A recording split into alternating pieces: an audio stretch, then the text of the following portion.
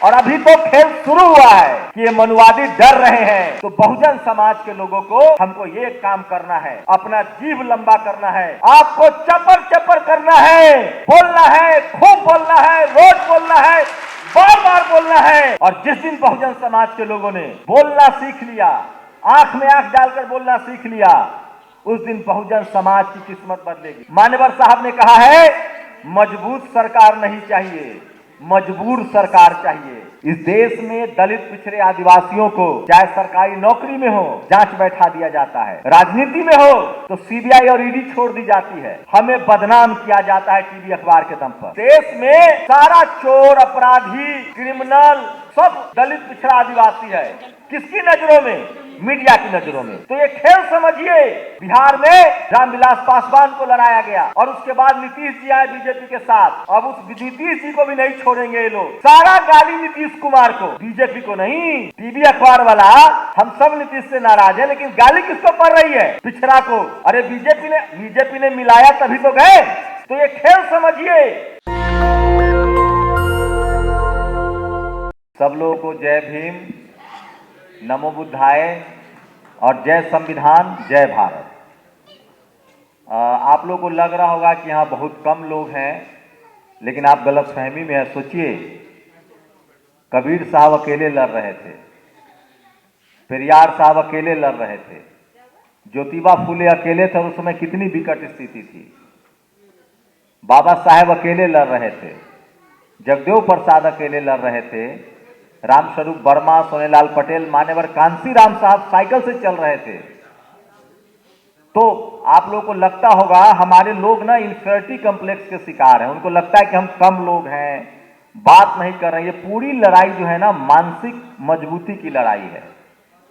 हम लोग संख्या बल के आधार पर लड़ाई कभी न लड़े हैं न लड़ेंगे।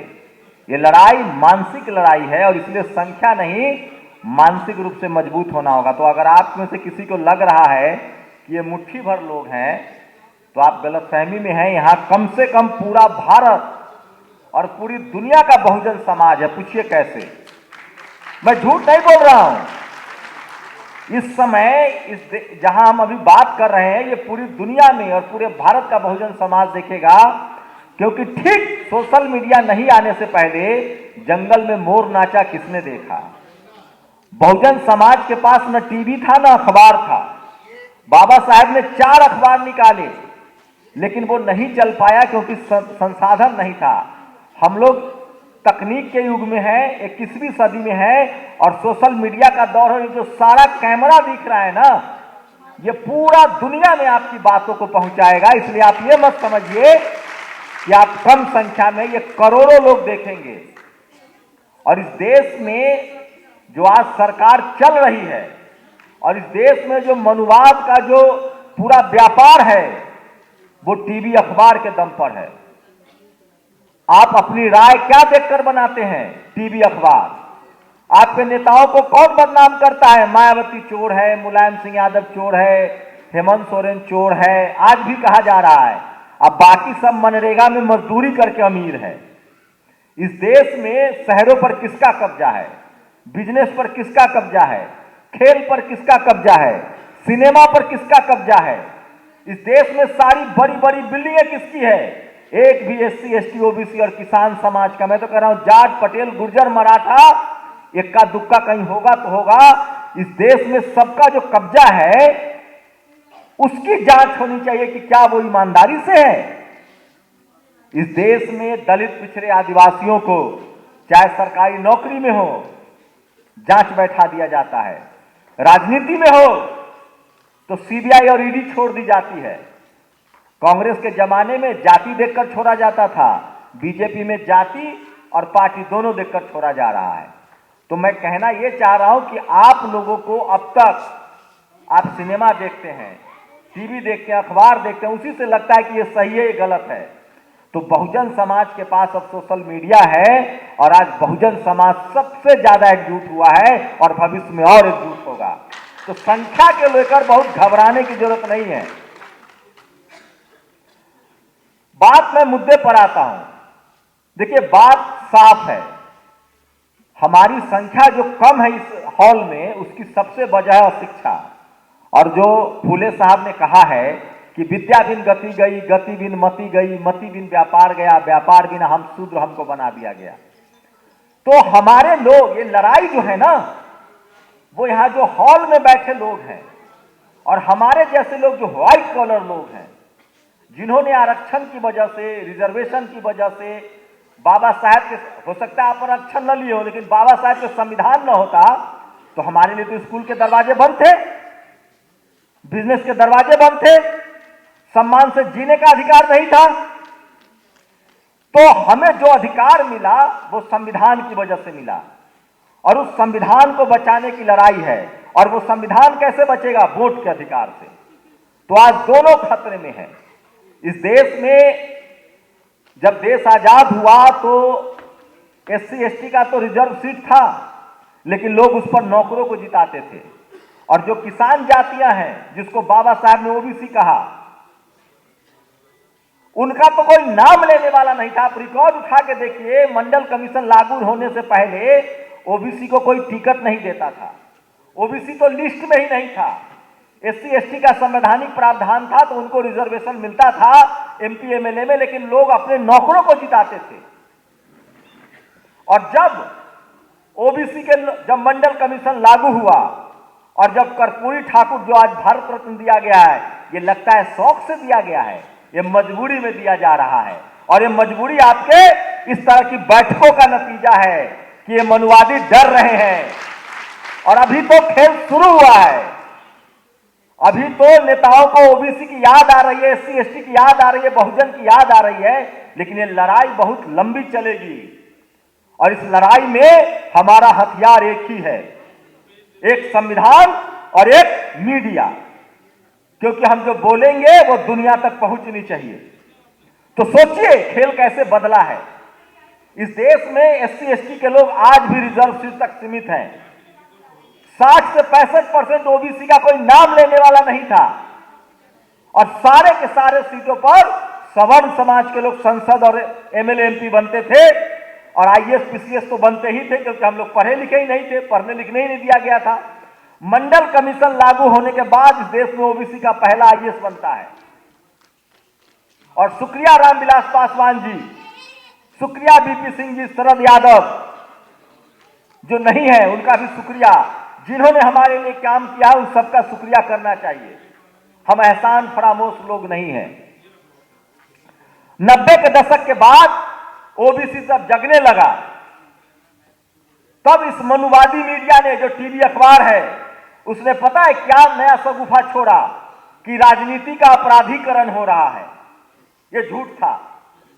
लालू यादव अपराधी नहीं थे, कर्पूरी ठाकुर अपराधी नहीं थे, मान्यवर कांसीराम अपराधी नहीं थे, रामस्वरूप वर्मा अपराधी नहीं थे, सोनेलाल पटेल अपराधी नहीं थे, करुणानिधि अपराधी नहीं थे।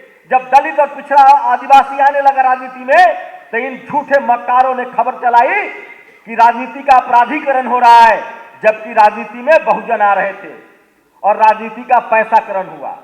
आज बीजेपी, कांग्रेस या सवर्णों की जितनी पार्टियां हैं, चाहे ममता बनर्जी हो, नवीन पटनायक हो, ये पैसे वाले की पार्टी है, जनाधार वाली पार्टी, वोट वाली पार्टी तो Sapa, Basapa, RJD, JDU, JMM है।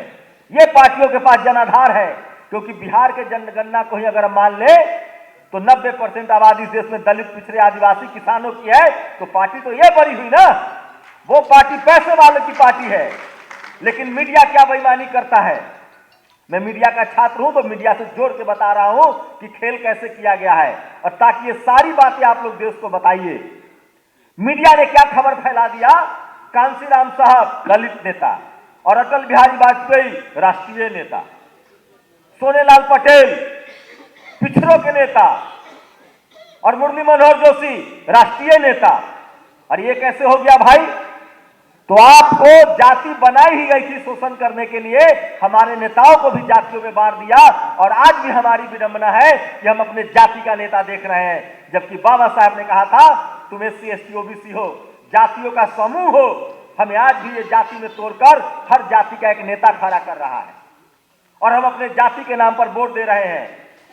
और उसमें भी ये लोग क्या कर रहा है, मान्यवर कांसीराम साहब और मुलायम सिंह यादव को लड़ाया गया और इन दोनों को फिर बाद में फेंक दिया गया और आज वहां सत्ता किसकी आपको पता है। बिहार में लालू यादव और रामविलास पासवान को लड़ाया गया और उसके बाद नीतीश जी आए बीजेपी के साथ। अब उस नीतीश जी को भी नहीं छोड़ेंगे ये लोग, लेकिन मनुवादी मीडिया को देखिए, नीतीश जी तो 2 बार आरजेडी में भी आए और 2 बार 3 बार बीजेपी में भी गए। सारा गाली नीतीश कुमार को, बीजेपी को नहीं। टीवी अखबार वाला, हम सब नीतीश से नाराज है, लेकिन गाली किसको पड़ रही है? पिछड़ा को। अरे बीजेपी ने मिलाया तभी तो गए। तो ये खेल समझिए कि किसी कीमत पर गठबंधन कर ले। इस देश में 2014 के बाद जब बीजेपी की सरकार आई है तो आप लोगों को पता है कितने कांग्रेसी अपर जनरल कैटेगरी के नेता बीजेपी में चले गए? जानते हैं आप लोग? किसी को मीडिया ने गाली दिया? उनका जाना क्या है? सपा से नहीं गए, बसपा से नहीं गए, कांग्रेस से नहीं गए।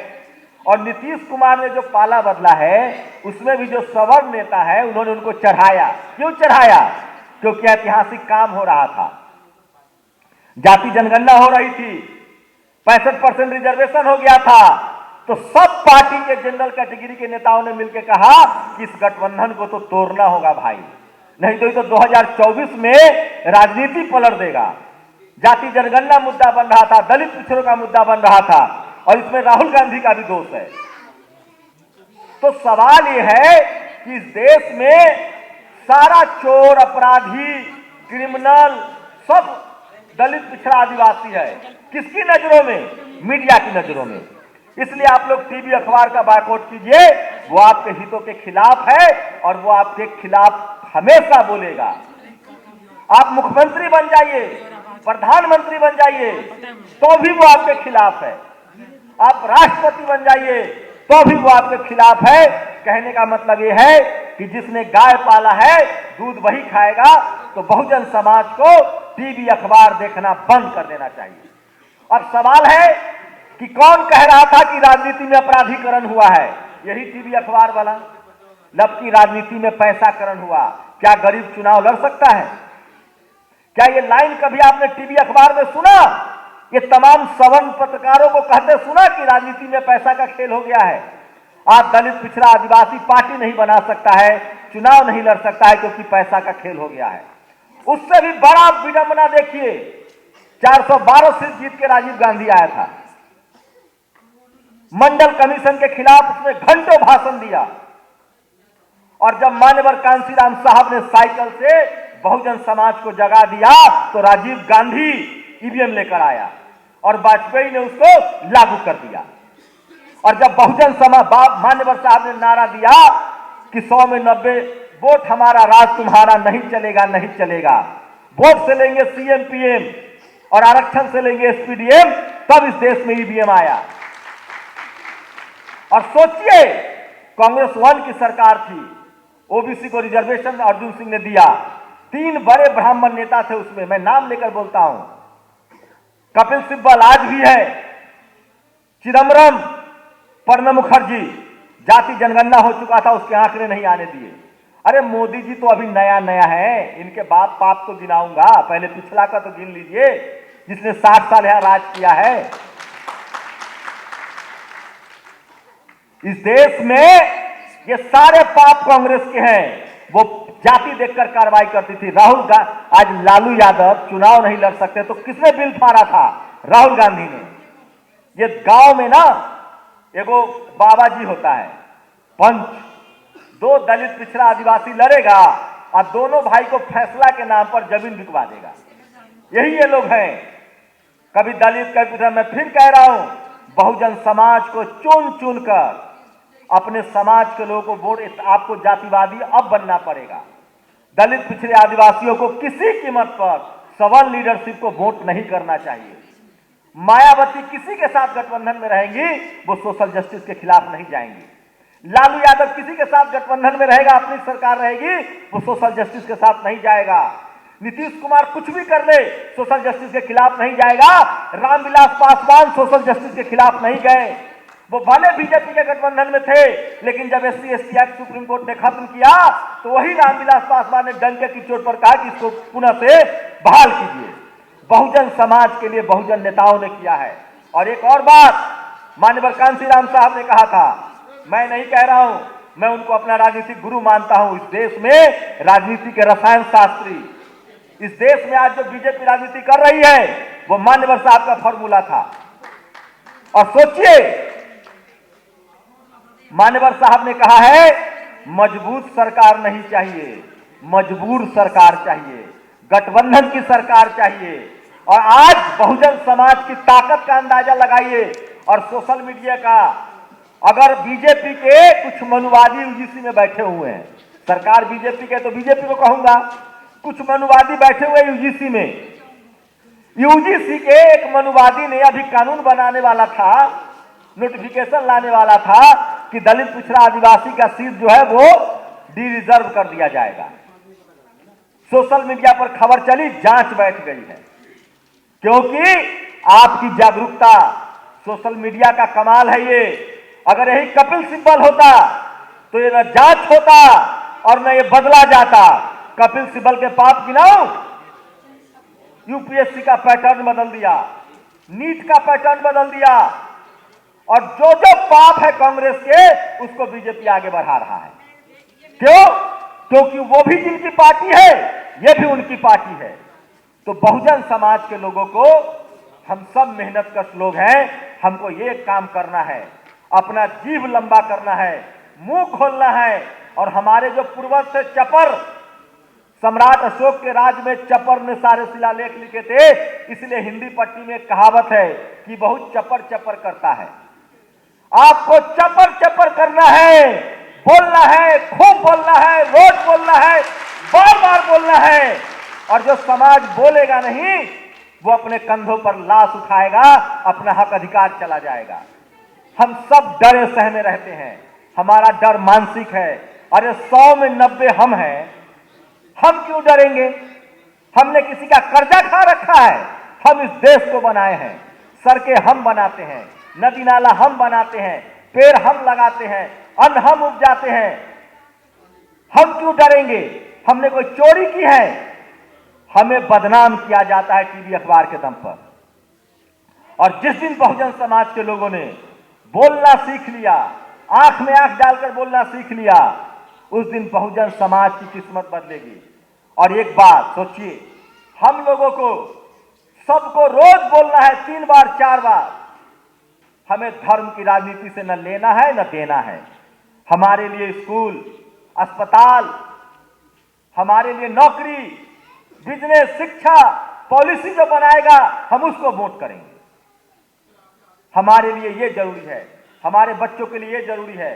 बहुत विकट समय है, हम जितना जागरूक हो रहे थे, जितना एकजुट हो रहे थे, इसीलिए इन बेईमानों ने ईवीएम लाया। और ईवीएम हमारे हक अधिकार के खिलाफ है। ईवीएम के खिलाफ कल भी बड़ा आंदोलन है। बहुजन समाज के लोगों को आप लोग कहते हैं ना, नेता एकजुट हो, एकजुट हो। अच्छी बात है अगर एकजुट हो जाए तो, लेकिन अगर एकजुट नहीं होते हैं तो बहुजन समाज को एकजुट होना पड़ेगा। और हमें सवर्ण समाज से सीखना पड़ेगा। आज सवर्ण समाज, जनरल कैटेगरी के लोग बीजेपी के अलावा किसी को वोट देते हैं क्या? कांग्रेस को वोट देते हैं? वो भी तो सवर्णों की पार्टी है। ममता बनर्जी को देता है, वो भी तो सवर्णों की पार्टी है। नवीन पटनायक को देता है, वो भी तो सवर्णों की पार्टी है। नहीं देता है, वो किसको देता है? जो सत्ता में है या सत्ता में जा सकता है। तो इतना दिमाग हमको भी लगाना पड़ेगा। और बहुजन समाज के नेता अगर एकजुट नहीं होते हैं तो हमें देख देख कर बहुजन दलों को वोट करना पड़ेगा जो चुनाव जीतने वाला हो। और नहीं करिएगा तो सिर्फ अपनी गलती का ठिकरा दूसरे पर मत छोड़िए। और अंतिम बात, हम जैसे लोगों की जिम्मेदारी है। हमारा बाप ये लड़ाई नहीं लड़ सकता है। बाबा साहब इसलिए लड़े क्योंकि उस समय अंग्रेजों के दौर में भी वो पीएचडी करके आए थे। ज्योतिबा फूले, सावित्रीबाई फूले इसलिए लड़ी क्योंकि वो पढ़े लिखे थे। साहू जी महाराज इसलिए लड़े कि वो राजा थे। संत शिरोमणि रविदास महाराज इसलिए लड़े कि वो भी पढ़े लिखे थे। ये लड़ाई तभी समझ में आती है जब आप पढ़ाई लिखाई करते हैं। ये लड़ाई तभी समझ में आती है जब आप एसपीडीएम बनते हैं, कलेक्टर बनते हैं, अमीर बनते हैं। इस देश में बहुजनों को कोई मारना नहीं चाहता है, आपको मजदूर बनाए रखना चाहता है। आप ठेला चलाइए, रिक्शा चलाइए, सब्जी बेचिए, उनका नौकर बनिए तो आपको बाबू सोना कहेंगे, घर में खाना खिलाएंगे, कहेंगे हम तो अपने को आपको बहुत मानते हैं। आपको लंगर खिलाने से, खाना खिलाने से, दान देने से न्याय नहीं मिलता है। न्याय मिलता है अधिकार से, बराबरी का अधिकार, संवैधानिक अधिकार, नौकरी, बिजनेस, स्पोर्ट्स, सिनेमा, इन सब में अधिकार चाहिए। और इसके लिए हम लोगों की जो पढ़े लिखे लोग हैं, जो नौकरी में है, बिजनेस में है, जो इस समाज की राजनीति को समझते हैं, ये पढ़े लिखे लोगों की लड़ाई है और उनको आना होगा, क्योंकि अब जो जातिवाद है वो बदल गया है। जातिवाद का परिभाषा सुनिए। पहले गांव में जातिवाद होता था, क्योंकि हमारे लोग गांव में रहते थे, शहर में थे नहीं। Media, judiciary, college, university, bureaucracy, business, जो मालदार नौकरी है, जो मालदार काम है, जो इज्जतदार नौकरी है, जो इज्जत वाला काम है, नाम वाला काम है, शोहरत वाला काम है, उसमें हमारे लोग नहीं थे। हमारे लोग जब से शहर में आए हैं तब से अब शहर में जातिवाद है। अब पढ़े लिखे लोगों को अंगूठा काटा जा रहा है, पढ़े लिखे लोगों को जलील किया जा रहा है। नौकरी में बहुजन समाज का आदमी है, कलेजा पर हाथ रख के कहे कि वो सम्मान से नौकरी कर रहा है, वो नौकरी पा लेता है आरक्षण से, लेकिन पूरी जिंदगी उसको जाति के नाम पर परेशान किया जाता है, जांच बैठा दी जाती है। और गांव में क्या हो रहा है, बड़ी विडंबना है। गांव में जो लोग जातिवाद कर रहा है वो बहुत ही बेवकूफ है, वो SC/ST एक्ट में जेल भी जा रहा है। और जो गांव में जातिवाद कर रहा है उसके बच्चों के साथ शहरों में जातिवाद हो रहा है। ये बात बताना पड़ेगा किसान कम्युनिटी को, जाट समाज को, पटेल समाज को, मराठा समाज को, गुर्जर समाज को, कि तुम कितने जज हो, तुम कितने कलेक्टर हो, कितने IAS हो, कितने IPS हो, तुम मेहनत कश लोग हो, तुम भी शैक्षिक रूप से पिछड़े हुए हो, बात करनी पड़ेगी। आज शेड्यूल कास्ट की ताकत देखिए, वो संघर्ष कर रहे हैं, लड़ रहे हैं, तो उनके 3-3 जज सुप्रीम कोर्ट में हैं।